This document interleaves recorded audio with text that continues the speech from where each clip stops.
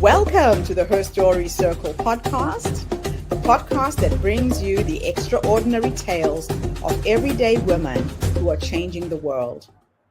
I'm your host, Gertrude Mache, and I'd like to acknowledge traditional custodians of the land on which we meet today.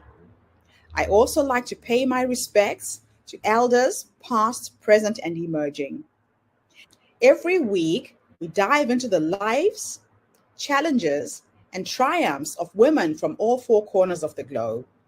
We're here to inspire, enlighten, and connect, sharing stories that uplift and empower. So grab a cup of coffee, settle in, and join us as we explore the incredible journeys of women shaping our future. This is Her Story, where every woman's voice matters. Hello, everybody, and welcome back to the Her Story Circle. This is Gertrude Mache here in beautiful Melbourne, Australia.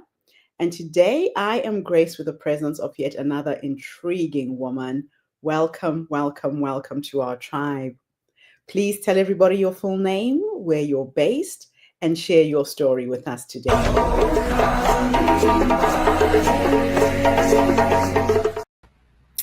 Hi, I am Liz Benditt. I am the president and founder of the Bomb Box. I am in Overland Park, Kansas, which is a suburb of Kansas City. It's right smack in the middle of the U.S. And my claim to fame is that I am a 6-time cancer survivor. That's right. 6 cancers, 1 person. That is me. My joke is I am really, really good at it. So my cancer stories is, it's a little bit bonkers. It starts with 2009. I date everything, I think sometimes like a lot of mothers, by the age of my children, right? So my very first cancer, my daughter was, I want to say about 3 years old. My son was a baby. He was 1. And I was at the swimming pool, and it was summertime. And, when my baby was like, 1 year old, and he's kind of growing out of naps, and I didn't really want to take him home because we're all having a good time. And so he was kind of had fallen asleep on me, and it was that kind of like lovely baby sleep, but it was kind of hot, and he was kind of sweaty, and he was kind of slipping and sliding, like that baby thing, where he's slipping and sliding on you. And so it was kind of snuggle him on, and I had kind of anchored him with like kind of my arms and my leg. And I only say that because I was at the pool and I was in this like awkward position, and my mom was just staring at my thigh. And it was a little bit weird. And she was like, "That's just a really weird mole in your leg. I don't like the look of it. You really need to go have a dermatologist look at it." And I was like, I am a working mom. I barely have time to like brush my teeth. Are you kidding me? I'm not going to a dermatologist for a mole, like whatever. And my mom, you would not believe it, texted, called. She made my life miserable. She would send me reminders, emailed me, and she's like, "I will make an appointment for you." Like, she was really concerned about this stupid mole in my leg until finally, just to make her shut up about it already, I made a stupid appointment with the dermatologist. Dermatologist didn't like the look of the mole in my leg either. Dermatologist scraped it off and called me I remember this, it was like a Monday after a holiday weekend, and I was driving into work, and she said, "Now I need you to understand, it was melanoma, and you need to, I don't care what is on your calendar, you are going to cancel it, and we're going to get you into surgery by Friday." And it was just like the world stopped, right? Like, how do you get a cancer diagnosis? I think it was a Tuesday, just kidding, Tuesday, and then be told you're having surgery on Friday? Like, that's bonkers. And so yeah, fast forward to, it was just absolutely crazy. And so what I had learned is if the cancer spread, then I would have 6 months to live. If the cancer didn't spread, then just, wear more sunscreen, no biggie. Like, those were that's what they were telling me. I have 2 babies at home. I have, a husband and a life and a family. And fun fact about like this whole crazy situation and story. So, I'm calling my husband, then I call my mom, who, by the way, at that time, my dad was like on this crazy assignment. He was working in China, and she was just about to like get on a plane to go visit him in China because they hadn't seen each other in like a month. And instead of him flying home for 2 weeks, like she was going to visit him and then go tour China, which was pretty exciting. I called her to say I have cancer, and my mom turned to the stewardess and was like, I need you to get off the plane. And this is like after 9/11, like you don't get off planes. And my mom, I don't know what she did, I have no idea how she did it, she got off the plane. And like, it's like a story for another day. Like how Irene got off that plane, I don't know, but I was so grateful because we were like panicking, and in some ways it was really great all that weekend because we had to wait all week. And I had surgery on Friday. We had to wait all weekend for the pathology results to find out whether or not I was going to live or die. And it was, in some ways, again, it was really fabulous to have like those littles all around, like who are just little need machines. They need baths and stories and snacks to, keep us centered and focused until we could get that information on Monday to find out, okay, yeah, no big deal, hadn't spread, wear more sunscreen. Like, okay, get back to normal. Until 11 months later, when I was just having like, regular mammogram and they didn't like what they saw. And then the surgeon was feeling me around. She's like, I don't really like what's going on in your neck. Let's go and, let's just go and get a sonogram of that. So at the time, whatever they saw in my boob, no big deal. But what was in the neck? Yeah, that was, that sucker in my neck. Yeah, that was, turns out to be another cancer. So that guy was, I'm losing my mind. It was cancer. Anyway, it doesn't matter. So I had this thyroid cancer. And when they took out my thyroid, so this, 11 months after the first cancer, not even a year, 11 months. Like, are you kidding me? So after the thyroid cancer, they took out my thyroid. I was dismissed from the hospital. And the US, they get you out as fast as humanly possible because insurance, it's not a great system. And when I got home, I started feeling a little bit weird and started having like tingles in my fingers, and my lips things were starting to get a little bit numb. Turns out I was going into what's called hypoglycemic shock, which is super, super, super, super rare. It happens just 2% of patients. Ended up back in the hospital for 2 weeks while they were figuring out like a whole concoction to try to make me healthy again. It was very miserable. It was awful. There was one night where I had to get blood tests every hour on the hour so they could figure out at what point my calcium kept dropping to get me all healthy again. It was a year of back and forth and trying to figure out how to get me healthy and off of all of this crazy cocktail of drugs. And in that whole process, I learned, right? And I learned that in this whole process that doctors are not magicians, and that there's a lot of subjectivity that comes with a lot of diagnoses, and that every body is different, and that how my body, processes various kinds of medications and synthesizes them might be really different than how your body processes them. And that there are a lot of things that are over the counter that might actually be super helpful and make me feel a little bit better over time than you. And that exercise and food and all of these other just general healthy things have a lot to do with making you, helping recover from all of these surgeries and treatments and whatnot. So then you fast forward, and I won't go through all the rest of my cancers, but I will say that of the rest of my cancers, 2 were breast cancers. And when you have breast cancer, people like to bring you a lot of pink stuff. And, my 2 breast cancers were 5 years apart, which is total BS, because after 5 years, like, it's super, super uncommon to have another breast cancer or to have a recurrence. And I just cry BS on that. That was such crap. My body really pissed me off on that one.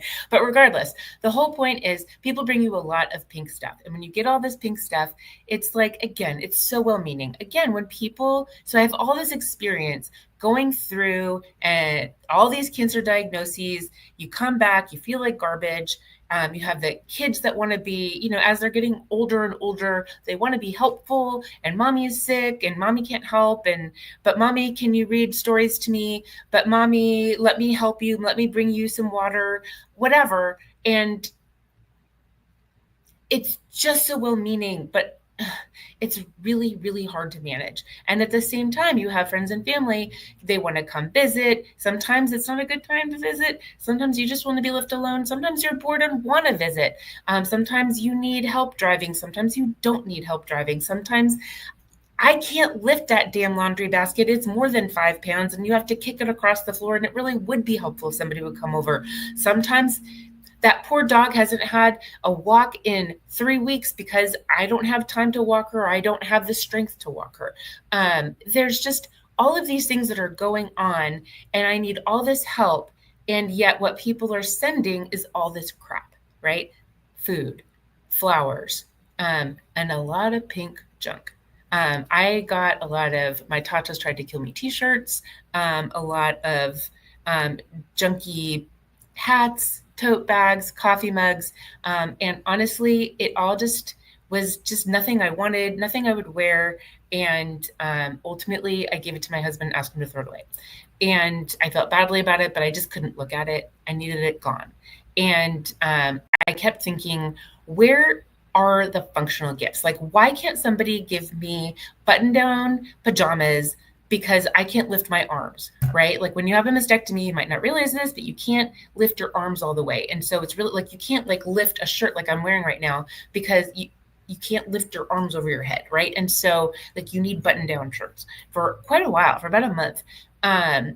Or like, where's an ice pack that's not going to leak through my clothes? Because that's really gross. Like I want the relief of the ice, but then once the ice is there, then everything's all wet and gross. And then I have to change my clothes. And by the way, did I mention I can't lift my arms? And so there's only so many button down things I own, right? And so there's all of these things that you need that are functional and useful that would be really helpful. And I'm getting all this pink garbage. And so I kept thinking, where's the useful gift store.com, and it didn't exist. And so you fast forward to the pandemic, and all of a sudden, that busy life that I was leading, right, with that whole working mom deal of driving my daughter all over the universe for volleyball tournaments and taking my son to taekwondo and debate tournaments and all the other crazy that goes with life, stopped. And I had a moment to think, and I wrote this insanely long survey, and it went down fast. And it asked people, if you've ever had cancer, answer some questions. Tell me on a scale of 1 to 5, here's a list of like 50 things. Are these things that you would want to need when you're going through cancer treatment? And if you haven't had cancer, have you ever gifted something for a cancer patient? And if so, how much did you spend? What'd you buy? And the survey went viral, which was amazing, and collected almost 500 responses.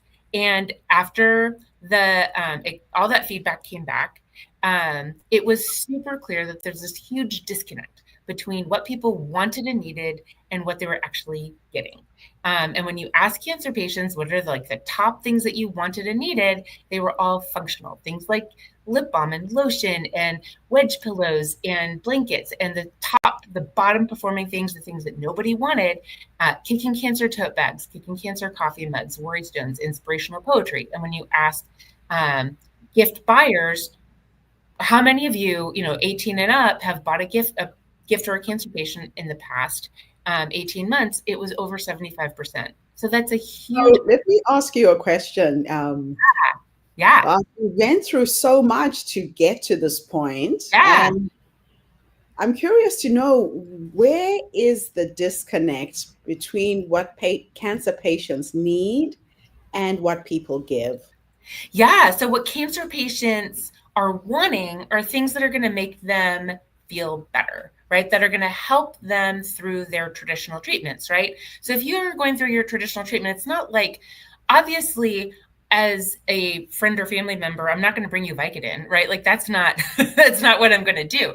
But I can bring you ice packs, and what people were giving, like 75% of adults 18 and up can give you, let me rephrase.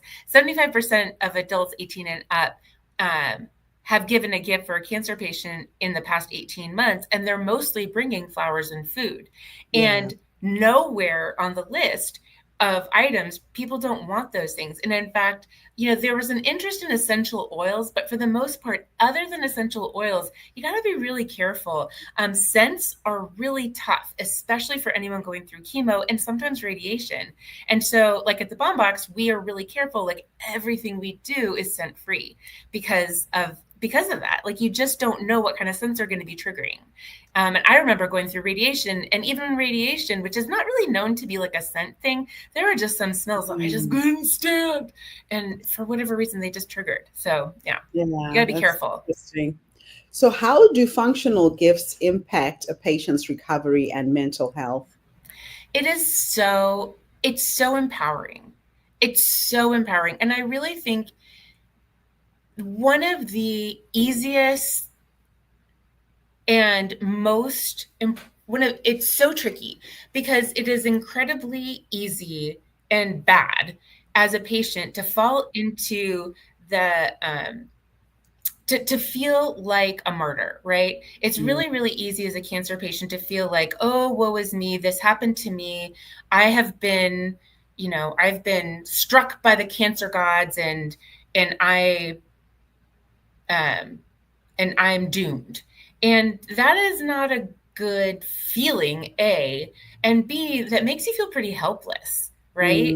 And it's a trope. And I also and then what I think also adds to that is when people say you're a warrior, you're so strong, you're fighting this battle. And I've never liked that language because it implies you could lose, right? Like that's not a great frame. And so I just those are frames that I don't care for. And I prefer things like you've got this, I'm behind you all the way. You know what I mean? We're a team, we love you, right? It's a different kind of frame.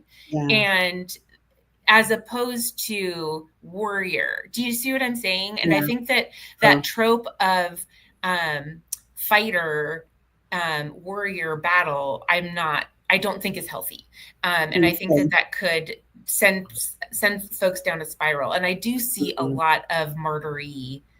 And I think we hear a lot of that. And then that sends folks down this, well, if I'm going to lose anyway, then they just give up hope. And that's not healthy either. That sends folks into a depression. And it is very common to see a lot of cancer patients fall into deep depressions, and that's not healthy. There's definitely tons of research on the importance of positive attitudes and feeling empowered. And so that's where I come back to, look, if I can give you, like, this is one of our, our side protector pillows. Like if I can give you a pillow, and it's a really simple, elegant solution. It's a smooshy pillow that you put in when you it's, if you're just listening to this podcast versus watching it, it looks like a giant apostrophe, and you smoosh it under your armpit, and it actually pulls the weight of your arm off of your side.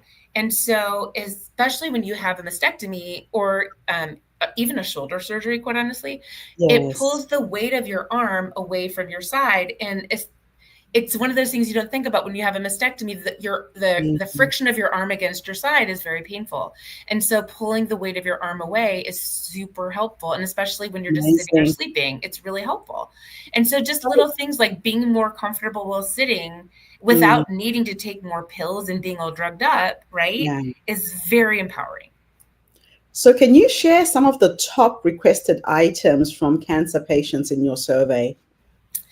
Well, the top 5 requested items in our survey were ice packs, lip balm, lotion, fleece blankets, wedge pillows, and essential oils. Okay. So what makes the Bomb Box different from other care packages on the market today? Because we are all about utility. It is all we combine the conceit of useful, functional care packages, but we do so beautifully, right? Nobody wants to get a useful functional care package. No one wants to get a care package that's just a bunch of useful stuff in a box. Like, it's got to be packaged beautifully, right? You want it to feel like a gift. And so we put things in a beautiful box, and it comes with and it's packaged beautifully, and it comes with inserts that tell you how and why we chose everything that is in the box, so that how to use it, why are you getting cuticle oil, right? All of these things that tell you why it's there and how to use it, and why all these things are there together, because sometimes it does feel like kind of a weird assortment of stuff. And I think that combination of, and why that particular item was chosen, even why we chose that particular lip balm, because it has these particular ingredients, right? So all of these things all together put together make it for a useful premium gift that will genuinely help. Right. Okay. Oh, that's really good. So, how do you ensure that the products that you include are high quality and safe for patients? Oh, such a good question. A couple of reasons. One, I have been extremely adamant about staying private. I have not taken on any investors, Mm-hmm. and I have not taken on any private money, so that we can choose exactly what goes in our boxes without any influence whatsoever. That's Right. been very, very, very important to me. It's been, um, we've turned down, it's been painful. We've turned down investors so that we can maintain product autonomy. So that's one. Okay. The second is, we only work with, we only choose for anything that's topical, whether it's like lotions or lip balms, must be organic, paraben free, no phthalates, all that good stuff. Right. And then the second is, we manufacture all of anything that is like a pillow product. We Right. manufacture those here in the United States, at a women-owned facility in Virginia. And Okay. these are our own designs. I feel very Right. good about them. So yeah, That's awesome. yeah. So, what are your top three practical tips for supporting a loved one who has cancer?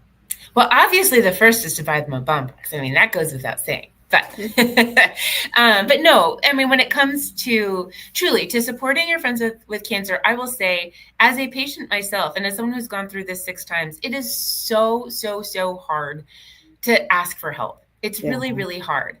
And so, as much as it's really hard, I know it's the first thing you want to say as a friend is, what can I do? And then your friend is going to say, I'm fine. Right. Okay. So we've all been through that conversation. Right. And so then the next thing you need to do is to turn that conversation around and say, I'm going to come over and then you have to fill in the blank and know what your friend needs a little Yes. bit. Right. So it's then this comes down to the friend and their comfort level. Right. Like, I know that my friend Amy has a dog, and I bet that dog isn't getting any walks, right? And so Right. I'm going to come over and say, Amy, I bet your dog isn't getting any walks. How about I come over and every Monday, Wednesday, Friday and give her a little walk? Like, Right. it's that, right? So just being thoughtful. Or, but I also know that Amy would not be comfortable with me doing her laundry and folding her underwear, right? Yeah. But my friend Stacy would be cool with that. She wouldn't care, right? But so it's those kinds of things. So Yeah. things like, be thinking about things like the 5 pound rule. The 5 pound rule is so freaking difficult. When you, after surgery, depending again on your doctor and what's been surgically done, it just kind of depends. But so you have to ask. But I couldn't lift anything more than 5 pounds for a really long time, and that became Yes. the laundry. Ended up being the laundry, and even when I ordered groceries, I thought I could be independent, but I couldn't bring the stupid groceries from the Into the doorstep into house. that stupid house and put them. So like, I could put them away, one by Yeah. one. I couldn't get Okay. them from the doorstep into the house. Um, just it's just the littlest things that you don't realize. Wait, 5 pounds is not that much. No, it's not. Um, it's not. So laundry, like carrying anything that's 12 pounds, right? So laundry and groceries, those are two things. Running errands is another thing. Picking up anything from the pharmacy, picking up groceries. So again, most friends and family will have some kind of meal train, which is great. Those are very helpful. But like the little things like the dog, um, errands, groceries, laundry, those are Yeah. the really big ones that kind of get that fall through the cracks. And Yeah. those are really, really tough. The other one, and this one as a girl, I will tell you is also super tough, is getting your hair washed. It's tough. Okay. It is so tough. When I was dying to wash my hair and I was covered in drains and I just couldn't stand not having my hair washed any longer. I just felt so gross. And my 77-year-old mother was like, let's do it. And she got naked in the shower with me. Oh, And that's that so was a beautiful. unique experience. I don't Yeah. necessarily recommend it for everybody. It depends on your relationships. Yeah. But my husband offered, but he was not necessarily the one that was going to get my hair actually washed. Yeah. So, it depends on the relationship. The other alternative, of course, is to go and buy some of the hair, the dry spray stuff. So Yeah. it's those things, it's those little things I think It's that interesting really you make a talk about difference. jumping into the shower with your mom. I did that with my mother just before she died. And we were like two little girls in the showers. I was scrubbing her back. And I really hold that memory in my head with a lot of affection. Oh my gosh, we It's were laughing, like we were cackling. It so, was so funny. yeah. And part of it also was that she was trying to like reach in and not get too wet. She's like, this is ridiculous. And she just like Just stripped. got And it in. was, yeah, Yes. it Yes. was so I funny. love it. I love it. Well, she did it with you when you were a little girl. So it's Yeah, just the same. You're just at a later point in your life. yeah.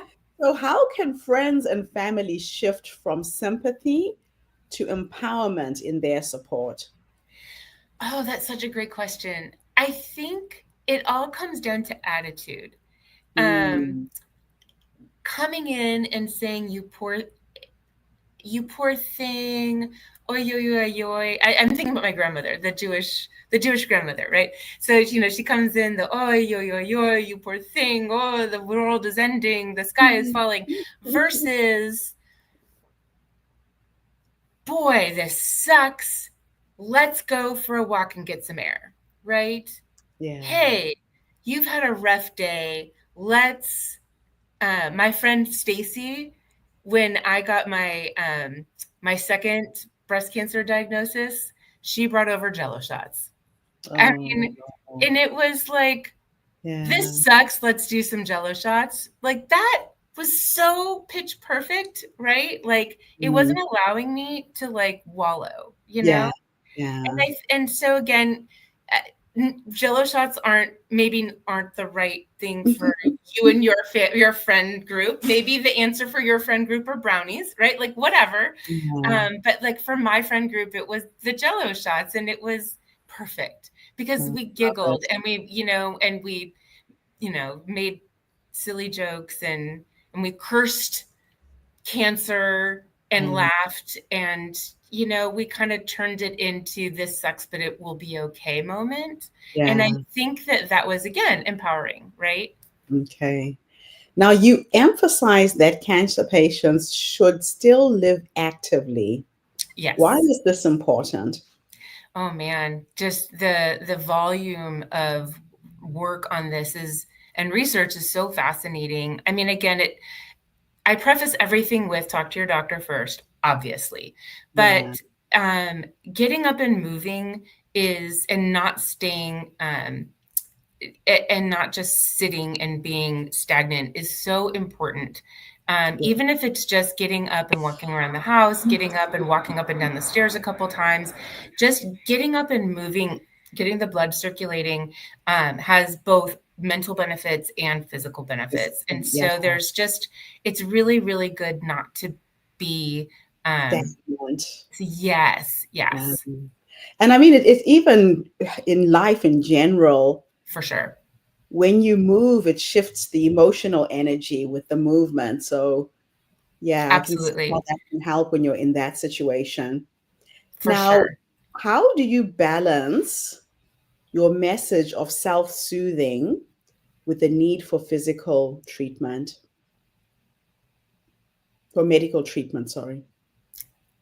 Uh, I'm not sure I understand. Can you ask that again? So, you know that you were saying sometimes you're trying to avoid the drugs and things that can actually bring you down a little bit more. How do you Mhm. balance finding ways to self soothe when you're in pain as opposed to the medical treatment? Well, by no means am I suggesting that you should not take drugs, right? Like Mm, when you're in, I think one of the most important things I've learned in my in my surgical experience is to stay ahead of the pain, right? That's one of that's really, really important, is not to wait until you're in deep pain, because then chasing the pain is very, very hard. So staying ahead of the pain is really, really important. But there is a point where you want to start weaning yourself off of those heavy drugs, because nobody wants to get addicted, right? That becomes a, you don't yeah. want to, that Mhm. becomes a different problem that Yeah. nobody wants to have to deal with long term. And the Mhm. second is, for most of us, we can't tolerate it. Like, a that will clog up your bowels, and Mm, the constipation be real, let me just tell you. mm, And then the second is, it also, constipates your brain. It's really hard to think yeah. when you are all drugged up on the good stuff, as I say. Yeah. And it is, I find in chatting with other patients also, it just feels good to have your brain back, Yeah. and to be able to think clearly and to be able to complete a sentence, and not to be so out of it. Mm, Um, and so I liked being able to engage with the world around me, to be able to read a book and finish a chapter, and to, just to be able to watch a more complex television show than The Bachelor, like all of those things mm, were important to me. So I think that there, all of those were things that were important to me enough to start thinking, okay, well, I had a Vicodin at when I woke up, and it's been 5 hours and I feel okay. So maybe instead of, taking the next one at noon, I'll take it at 2, right? yeah. And, like, I'll just kind of stretch myself a little bit. And while I'm doing that, I'm going to make sure that I've got my ice, right? And I'm really comfortable, and I'm making sure that, I take my Vicodin, and then as soon as it kicks in, that's when I'm going to also go for my walk, right? So that I make sure that, like, I'm feeling really good, and I take my walk when I'm at my peak, you know, Yes. Feeling the when best. I'm feeling good, right? So you kind of balance those things, right? Mm, It's trying to balance. I feel good now. All of my painkillers are in. I got my babysitter. My mom's with me right now. So let's go for a little walk around the neighborhood while, you know, mm. obviously, if I'm super on drugs, I need I need an adult in the room to make sure I don't just, walk into walls. But do you see what I'm saying? Like, you Yeah. just kind of Yeah. No, it balance makes things, sense. and then you stretch yourself. But while you're stretching yourself, then that's when you take advantage of these other tools, right? So, okay, so Mhm. then I've got my bergamot oil that's going to help me kind of with my mental clarity. And I've got my different wedge pillows to make sure that when I'm sitting down, I'm going to be as comfortable as possible. And as I'm Mm, getting closer and I'm getting longer and longer between my pills, I've got my ices in the freezer and it's ready to go, right? So you got to kind of plan ahead. yeah. And that's where it is helpful to have, like, your 77-year-old mom who's retired, helping you Be there out. to Yeah. support. So let's finish off with two last questions, which are a bit of a thought experiment. In Okay. the first question, I am going to teleport you back to the younger you, the young woman who got this diagnosis that she wasn't well, confused, not knowing what was coming ahead. If we could go back and give her three nuggets of wisdom based on what life has taught you up until this point, what would those three nuggets of wisdom be, Liz?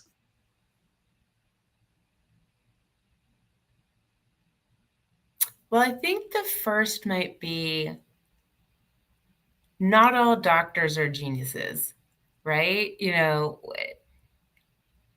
If you don't like what one says, ask another one, right? Like, I'm not suggesting that you keep asking until you get the answer you want.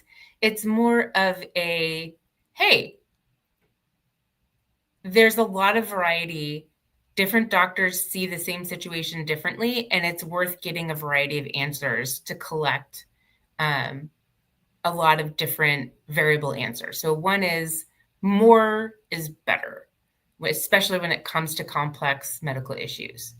The second is, especially for that first diagnosis and even the second, man, cancer has come such a long way. There has been a lot, as I understand it, the cancer community, when it shifted from trying to cure cancer to treating cancer, it's come so far. And that the research and the treatments that the cancer medical community has come up with have been phenomenal in extending the lives of cancer patients. And so there's a lot less to be afraid of. And facing cancer diagnoses with courage and with calm goes a long way towards a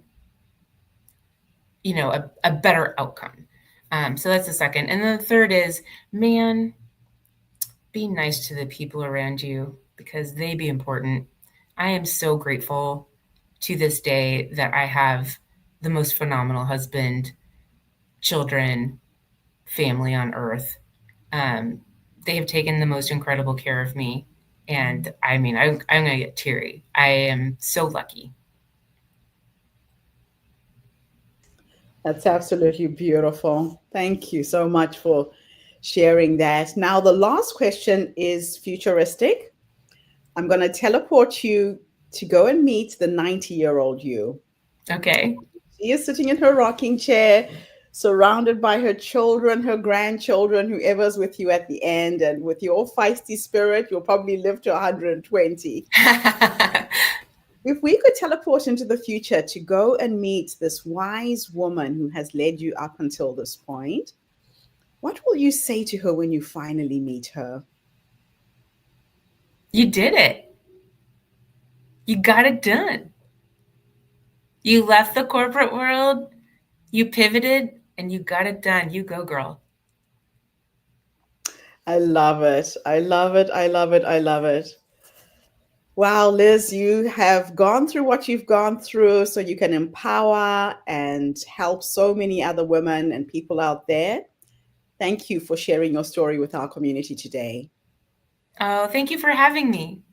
And thank you to everybody who's tuned in. The Her Story Circle is not just a podcast. We're a social impact movement that brings you the stories and voices of women from all over the world. We share our stories to uplift you, to inspire you, to energize you, but most importantly, to take you from where you are now to where you're trying to go. So if you are a woman, a man who has just been diagnosed with cancer, you are going through a challenge, or you know someone who is, here is a gift that you can give that can help them through their journey. The Barn Box has been specially curated to help bring comfort, the right things that people need from somebody who's gone through this challenge 6 times. I don't know how you've done it, Liz, but this is the gift that you're bringing to the world. And I think all of the pain that you went through has been worth it because now you're helping so many others who are going through the similar challenge. I'll be back again tomorrow, everybody, with yet another amazing guest. In the meantime, have a fantastic day, morning, or evening, wherever you are in the world. And Liz, thanks again for this interview. Bye for now, everybody. Liz, don't go away. Thank you for tuning into the Her Story Circle podcast. I hope today's story has inspired you to believe in the power of our stories and the difference you can make in the world when you use your voice. I'm Gertrude Mache, and it's been an honor to share this space with you, where voices from all walks of life come together to weave a rich tapestry of diverse perspectives. Don't forget to subscribe, rate, and review our podcast to help us share these stories with more listeners. Follow us on social media by looking for the Her Story Circle podcast for more updates. And join us tomorrow for another episode filled with courage, resilience, and empowerment. Remember, your story matters, and together we're building a stronger, more inclusive world. Until next time, keep making her story. Thank you so much.